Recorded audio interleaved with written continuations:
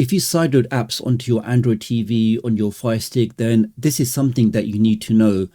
Google have just confirmed that Android is now moving to blocking sideloading by default. And this is already rolling out, and many people won't understand why their apps are now simply just not installing anymore. And to confirm this is not a rumor, as of January 2026, Google have now publicly confirmed something called high friction sideloading. And once you understand what this actually means, then you'll see why this affects all of your Android TVs, Google TVs, really all of your future streaming devices. Now, what Google are actually saying is that sideloading isn't going away, but they are deliberately making the process harder. So for a standard user, they're just not going to understand how to get around these restrictions. So they'll just give up trying to sideload on their favorite streaming device. The overall aim seems to be discourage users from installing apps outside the official Play Store.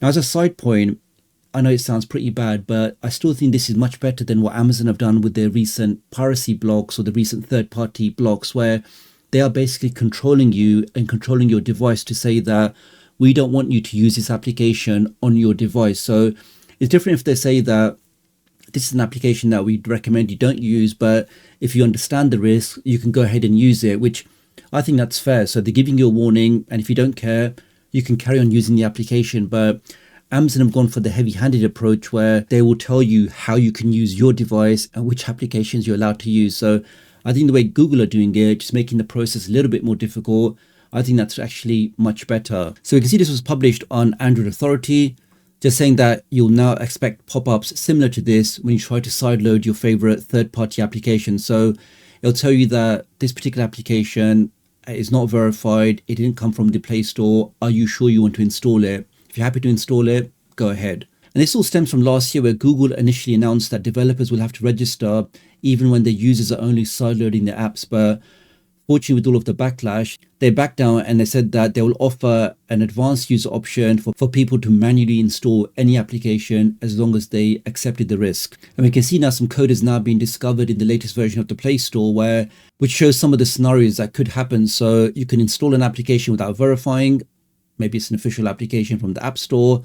Or for example, you'll see that if you're going to install it without verifying, it'll just give you a warning that keep in mind that apps from unverified developers could put your device at risk. Just make sure you understand the risks before you install it. So again, I think that's very fair. Give the user the option. If they're happy with the risk, then go ahead and install it. And this was also posted by AFTV News, where this person, Matthew, who's the director of product management, said that advanced users will be able to install without verifying, but expect a high friction flow designed to help users understand the risk. He said it's not a sideloading restriction, but an accountability layer. So we accept the accountability. It's my device. I've purchased it. I understand the risks. I'm not a novice user. I know what sideloading is. I know about this application. I want to sideload.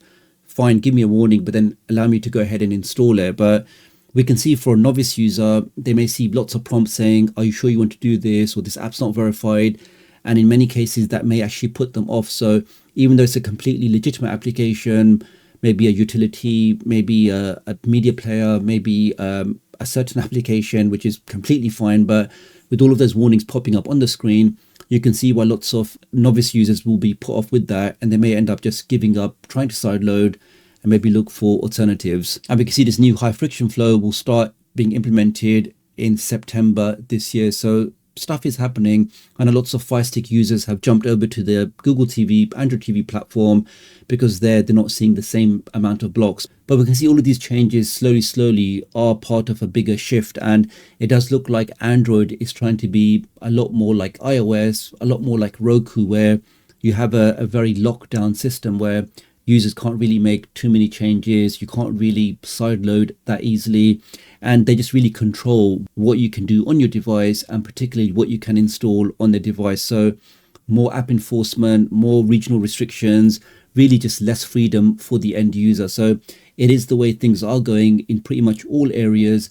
Lots of freedoms that we were enjoying before, lots of easy access that we had in lots of different things is all slowly being taken away by the powers that be. One side effect of this is that lots of people overlook region blocking and also network filtering, because many applications do behave different based on your regional location. So certain applications we've seen have been blocked in the UK but work perfectly fine in USA and vice versa. So because of that, this is why I do believe that a VPN is essential in the year 2026. It just protects your privacy, allows you to change your IP address, allows you to access geolocked content. I still think it's the best way to keep your device safe, and more importantly, to stop your ISP meddling with your traffic, throttling your traffic, and really just doing their best to slow you down. I personally recommend IPVanish, so if you're interested in that, do scan the QR code or look in the video description and pinned comment for a special discount code. So really appreciate your support. Do leave me a comment below, let me know what you think, and I'll hopefully catch up with you guys real soon. Thanks.